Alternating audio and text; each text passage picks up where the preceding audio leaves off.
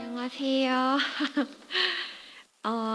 이번에 중간고사 중동고랑 단대보고 끝난 거 어떻게 나왔었고, 어떻게 준비했고, 그 다음에 중동고 같은 경우에는 조금 유형이 좀 바뀐 것들이 있어요. 그래서 그 부분 어떻게 대비를 해야 되는지 좀 말씀을 드릴게요. 일단 먼저 중동고부터 보자면, 중동고 시험 범위는 크게 세 가지로 나눠져 있었거든요. 교과서랑 부교재랑 모의고사 이렇게 나눠져 있었는데, 이거 같은 경우에는 지금 올해 내내 계속 똑같이 이제 범위가 동일하게 적용이 되고 있는 거라서 기존 범위랑 동의를 하다 보니까 애들이 준비하는 데 있어서 범위 때문에 힘들어하진 않았었는데, 이제 다만 부교재가 뒤쪽으로 좀 가면서 내용이 조금 어려워졌어요. 부교재 내용이. 그러다 보니까 애들이 조금 힘들어 하더라고요. 내용 자체가 어려워지다 보니까 체감 난이도가 조금 올라가지 않았나. 그 다음에 이제 체감 난이도가 올라가면 애들이 아무래도 어휘 암기하는 것도 굉장히 힘들어하기 때문에 그 부분이 조금 어려웠겠다라는 생각이 들어서 어떻게 이제 준비를 했었냐면, 교과서, 부교재, 모의고사 순으로 나가고 있는데요. 이거는 항상 이렇게 나가요. 왜냐하면 학교에서 애초에 나가는 진도에 맞춰서 따라 나가고 있는 거기 때문에 이 순으로 가고, 교과서 같은 경우에는 이제 본교재가 나가는데, 이 본교재에는 이제 어머님들 다 아시겠지만 저희 본교재에 뭐 텍스트 들어가고 기본적인 단어 들어가고 문법 들어가고 프랙티스 들어가는 그 본교재 있잖아요. 그래서 그 본교재 나가고, 그 다음에 기출문제. 근데 이 기출문제는 이제 뭐 여러 가지 사이트가 있잖아요. 이그젠 보유라던가 아니면 뭐 족보 뭐 닷컴이라던가 이런 전체 그런 사이트에 널려 있는 문제들을 다 긁어와가지고 기출 문제랑 예상 문제를 같이 줬었고요. 그 다음에 교과서는 서술형 대비 위주가 들어갔습니다. 그 다음에 부교재도 역시 똑같이 본교재 갔는데, 이거는 조금 다른 게 어휘 암기를 굉장히 많이 했어요. 특히 중동고는 이제 그 구글 클래스 카드라고 해서 학교에서 그 영영 풀이를 꼭 하도록 암기를 하도록 지정을 해놓는 것들이 있어서 그거를 이제 암기를 했고, 예상 문제랑 서술형 대비 위주로 했고요. 그 다음에 모의고사는 본교재와 문법 문제랑 예상 문제 위주로 했는데, 이 모의고사 부분에서는 서술형이 나오지 않는다라고 얘기를 했었기 때문에 서술형 공부하지 않고 문법 공부를 좀 많이 했던 것 같아요. 근데 그 이유가 뭐였냐면, 이따가 또 조금 이따 말씀드리겠지만 새롭게 나오는 유형이 중동고에서 갑자기 문법 문제를 내기 시작을 했어요.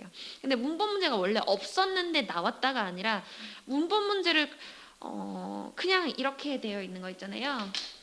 이렇게 지문이 이렇게 있으면 전에는 그냥 1번 2번 이렇게 해서 5번까지 밑줄 그어놓고 법상 틀린 것을 고르시오 하면 이게 딱 하나 이렇게 고르는 거였는데, 이제 새로운 유형이 뭐냐면 복수 정답을 내라 그래요.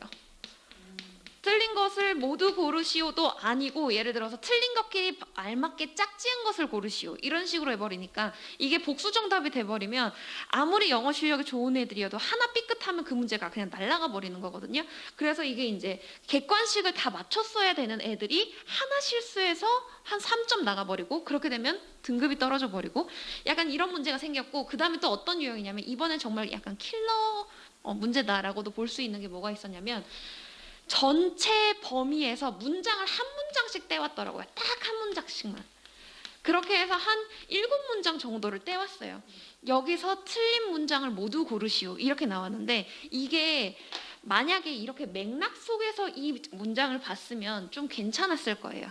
그런데 문장을 하나하나씩만 빼니까 이게 완전히 자기의 기본적인 문법 실력으로서 다가가야 되는데, 이 아이들은 이런 훈련을 하지 않았던 거죠. 자신들의 기본 실력 이런 거는 안 하고 무작정 선생님이 외우라는 거 외워야지 달달달달 암기만 했으니 이렇게 접근하는 게 힘들었던 거예요. 그래서 이번에 중동고 애들 보니까 요 문제를 다 나눈 것 같더라고요. 그래서 요거를 전 보고 이제 얘네들이 좀 이번에 그래도 방학이 조금 길고, 그래서 또 그 방학 동안에 조금 기본 문법 실력 좀 더 탄탄하게 할 수 있는 시간이 있었더라면 조금 더 낫지 않았을까, 그런 생각이 드는 문제가 있었어요. 그래서 어쨌든 이번 중간고사에서는 그 교과서랑 부교재에서만 서술 나오는 거 그거 준비를 했었고, 그 다음에 거기 부교재에서 어휘 암기와 깍두기 자료라고 했는데, 깍두기 뭔지 아시죠?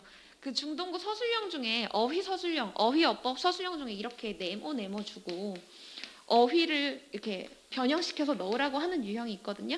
그래서 요거는 항상 직보하는 날이나 아니면 아침 직보할 때 그때 딱 준비를 하는 건데, 그래서 어휘랑 어법을 그런 걸로 준비를 했었고, 그다음에 모의고사에서는 서술형이 나오지 않아서 그냥 문법 문제랑 그다음에 모의고사 유형 문제. 그러니까 뭐 이게 만약에 빈칸 지문이었는데 빈칸 지문을 제목으로 바꾼다던가 아니면 다른 걸로 바꾸는 거 연습을 했었는데요.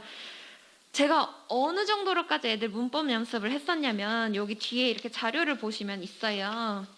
이게 사실 지난 시험부터 그런 문법 문제가 조금씩 나오기 시작해서 제가 애들한테 그 복수 정답을 선택을 할 수 있도록 연습을 이렇게 시켰었거든요. 이게 사실 되게 별거 아닌 것 같지만 엄청 힘들어하는 자료고, 이게 조금 넘기시다 보면 이렇게 틀린 것을 모두 찾아서 모두 다 고쳐보는 연습을 해요. 이거를 이제 전범위로 돌려서 한 두세 번씩 돌리고 나면 얘네들이 이제 문법적인 거를 볼 수 있는 거죠. 그런데 이제 문제는 이거를 준비를 시켰더니 이제 이거는 맞춰와요. 복수 정답은 맞춰와요. 지난번엔 요거 두 개 다 틀렸었거든요. 근데 이번엔 요걸 맞췄는데 요걸 틀려오더라고요. 그래서 참 우리 아이들이 한결같이 하나를 막아놓으면 다른 한 곳에서 터져오는구나. 약간 그런 거를 이번에 느껴서 공부를 좀 더 시켜야 되겠다라는 생각이 들더라고요. 그래서 그러면 중등고를 어떻게 해야 되는가? 이 새로운 유형을 하려면 기본 문법 실력을 채울 수 있으면서 복수 정답도 고를 수 있으면서 그거를 해야 되는데, 당연히 이제 지금까지 해왔던 문법 드릴링 당연히 할 거고요. 복수 답안 연습 당연히 해야죠. 근데 제가 거기 추가한 게 100% 전체 지문 암기. 선생님 당연한 거 아닌가요? 하는데 애들 진짜 암기 안 해요. 아무리 암기를 시키려고 해도 가장 많이 암기하는 애들이 빈칸을 많이 뚫어놓은 걸 암기하는 거. 그 빈칸 많이 뚫어놓는 게 이제 어느 거냐면 요 뒤에 있는 요거거든요. 요거는 이제 빈칸을 제가 좀 적당하게 뚫어놓은 거고요. 빈칸을 진짜 거의 좀 지문을 조졌다라고 할 정도 빈칸을 바바바바박 뚫어놓은 게 있는데, 그거를 이제 할 수 있는 정도로만 아이들이 암기를 했어요. 근데 사실 그렇게 진행을 했던 이유가 100% 암기는 절대 힘들어요. 왜냐하면 전 범위가 많기 때문에 그게 힘들고, 거기에 에너지를 너무 많이 쏟아서 다른 거를 조금 놓치게 될까봐 저는 이제 그 정도 암기하고 문법이랑 이걸 연습을 하자라고 했는데, 이 유형을 보는 순간 너희가 기본적인 실력을 지금 파박 올릴 수 있는 게 아니기 때문에 이거 그냥 100% 적재 암기를 할 수밖에 없겠다, 이번 내신에서는. 그래서 기말고사 때는 지금도 이제 애들을 제가 막 불러가지고 공부를 시키고 암기를 시키고 하고는 있지만, 이번 기말 때는 조금 더 애들을 이렇게 표현해야 될까요? 좀 또 조져야 되지 않을까. 약간 그런 생각이 들더라고요. 그래서 그렇게 해서 100% 전체 암기를 해서 아이들이 반응을 많이 할 것 같아요. 자기네들은 항상 이래요. 학교 선생님이 암기하지 말라 그랬어요. 그 얘기를 저한테 진짜 많이 하는데, 그거는 암기를 안 해도 잘 맞는 애들이 있으니까 그런 거고, 암기를 해놔야 변형이 된 걸 알죠. 이거 만약에 이 문제 전체 다 암기했으면 이거 틀릴 일 없어요. 왜냐하면 그거 그대로 나왔거든요. 문장 그대로.